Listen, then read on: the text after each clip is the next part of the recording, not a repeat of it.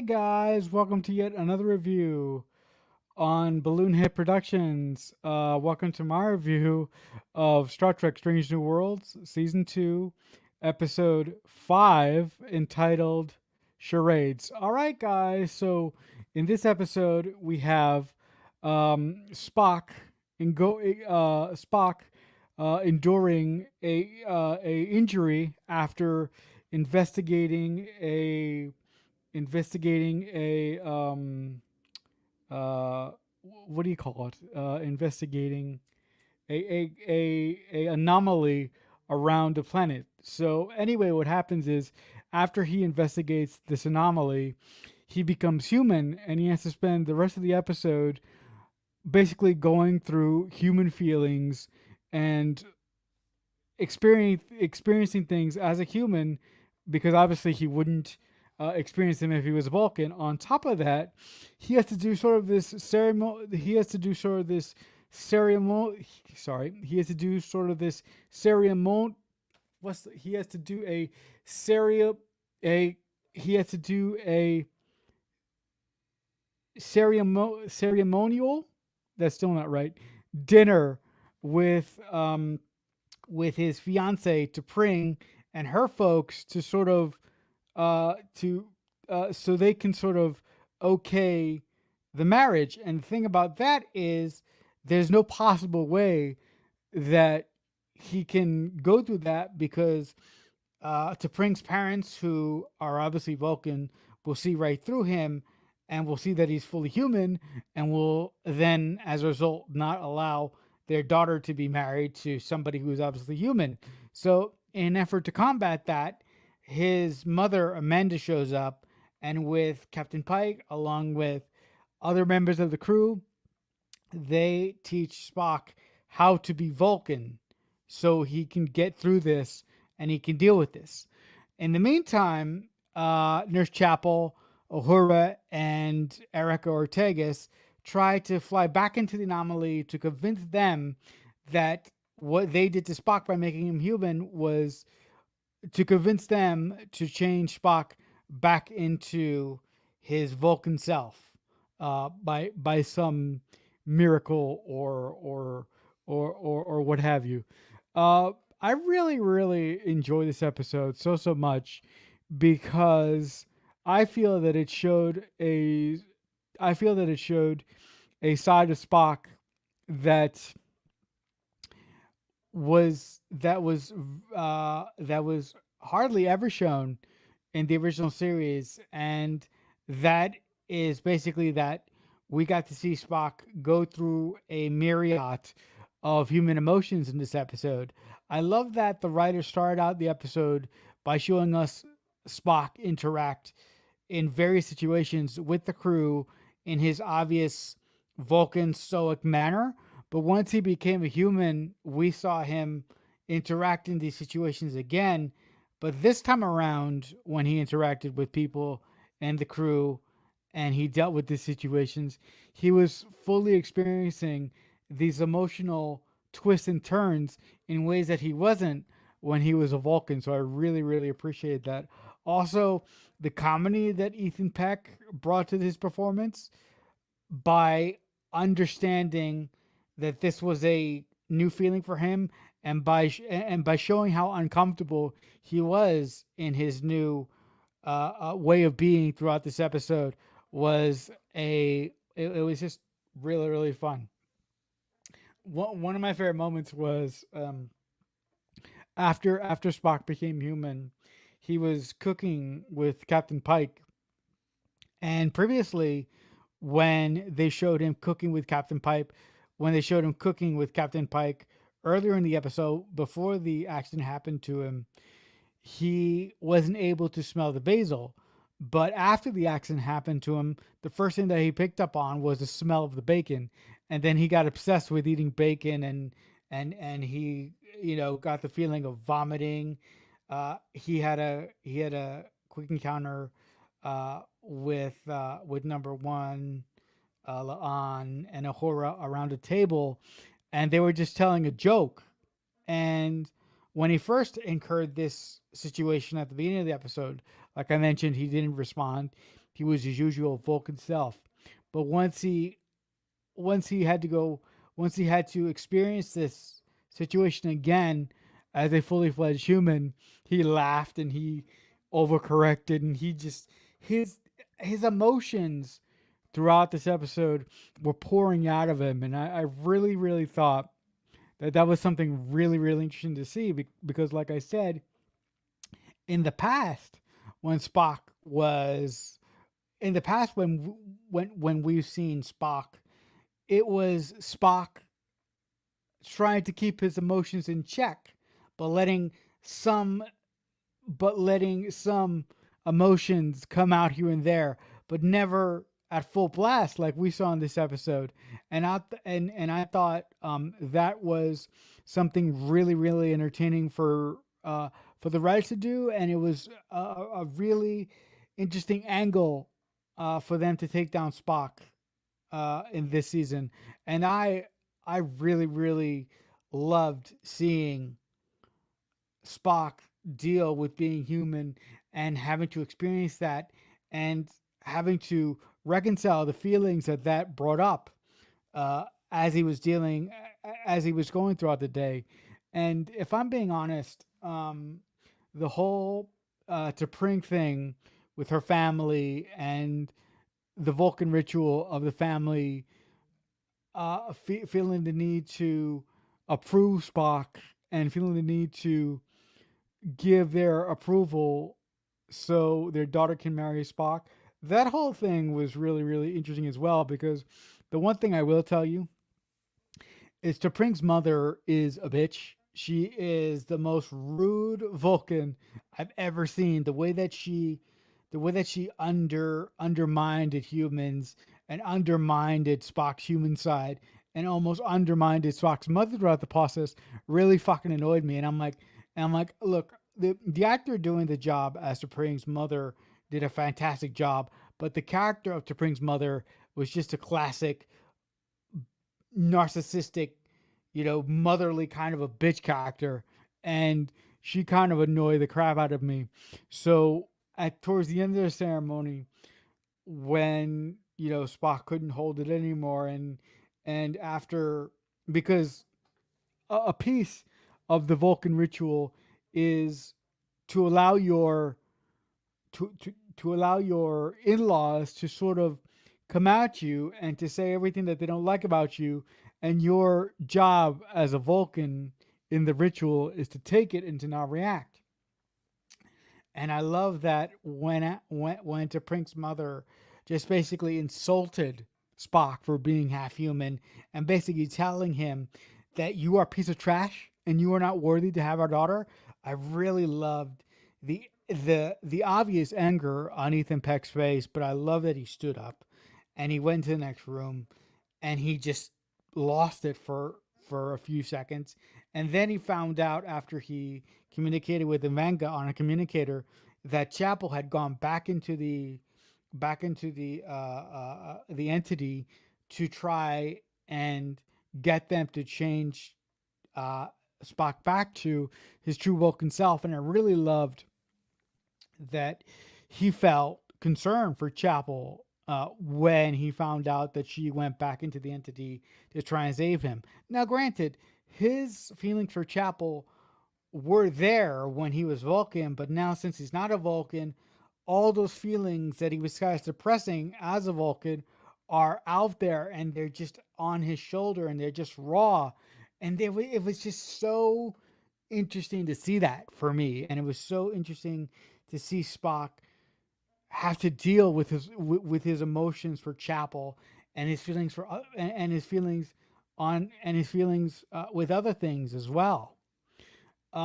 Ultimately, I love this episode because it really, really said to me, it really, really set the table to me that Chapel and Spock really love each other, and that one sort of nagging thing that sort of prevented them from coming together, um, uh, uh, at least in this series, was Spock's engagement to Pring. But after the whole ceremonial, after the whole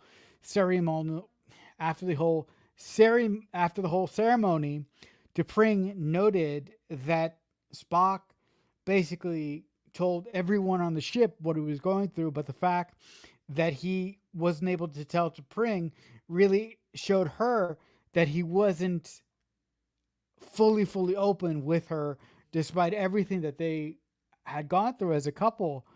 And that should have showed her that they needed to take a break and they needed to take a step back.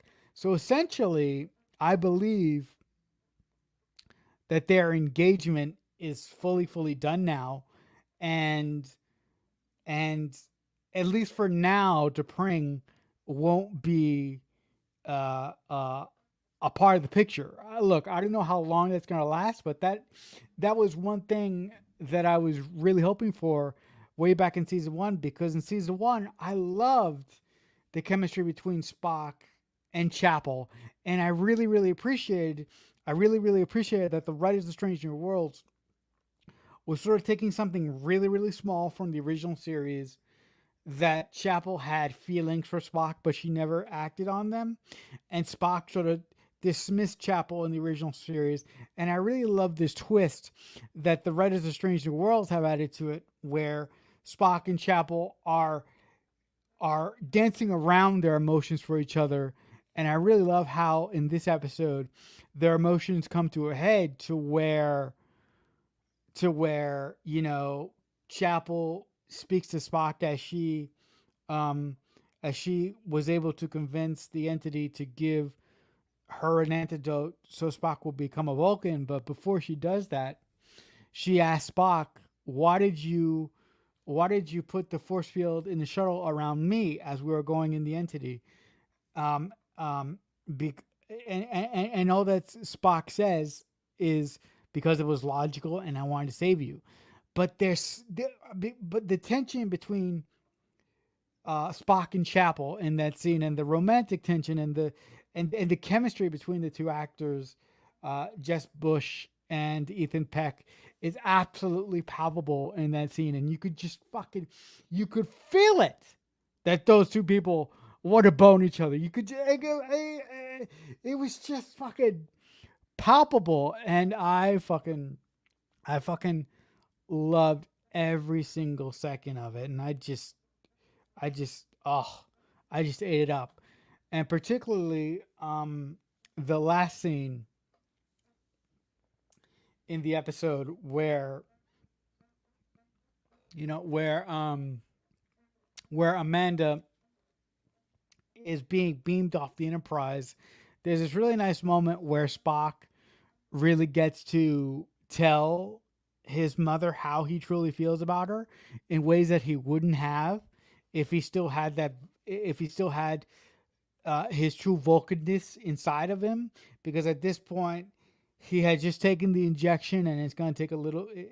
It takes a little while his before he will truly feel like himself again. So he takes this opportunity to really spell out to Amanda how much he loves her and how much he's proud to be her son. And I really love that moment. Also, Amanda picks up on the fact that Spock has feelings for someone else. She doesn't know who it is, but the one thing that she says before she goes, that I feel is very important and very pointed to the end of this episode, which I'll get to in a minute. She says, "It's really hard when you're a human who loves a Vulcan." And then the next thing that we see is Spock in his quarters, debating on whether he should go to Chapel and finally admit his feelings towards her. But when he opens the door to his quarters, Chapel is just standing there, and she walks in, and Spock tells her that the engagement with T'Pring is off, and that they're taking a break. And he says that's a good thing because he has feelings for someone else, and that Vulcans feel feelings stronger than anyone else, and they work very hard to suppress them, but that and that they work very hard to suppress those feelings. They work very hard to suppress those feelings, but he doesn't want to suppress those feelings anymore. And the whole time that Spock is doing this, Chapel is just standing there and listening to it. And I absolutely love the performance by Jess Bush in this moment, because you can just see that that girl is inches away from jumping out of her skin and hugging him and kissing him, because that's really what she wants to do. But you can see that she just wants to say it, but she's just holding it back. And her acting with just her eyes, it's like her eyes is saying, "God damn it, I love you." Her eyes, her Jess Bush's eyes is screaming, "I fucking love you." But I love the way that she's just standing there, and she's not immediately going, "God, I want to jump your bones right now." But I just love how on her face her face says everything without her having to say a goddamn thing. But eventually, as uh, eventually when Spock finishes his thing, Chapel can't take it anymore, and that's the moment of the episode where, when I was watching it, I lost my shit. Chapel goes into Spock's arms and they kiss, and I love how the director of this episode played the scene, because as they kiss, he goes around their head, and he the camera circles both of them as they're kissing, and I absolutely love it. And I also absolutely love that once the camera comes back to center, Spock goes, "What does this mean?" And then Chapel goes, "I don't know." And then they just jump out of frame, indicating that they're finally gonna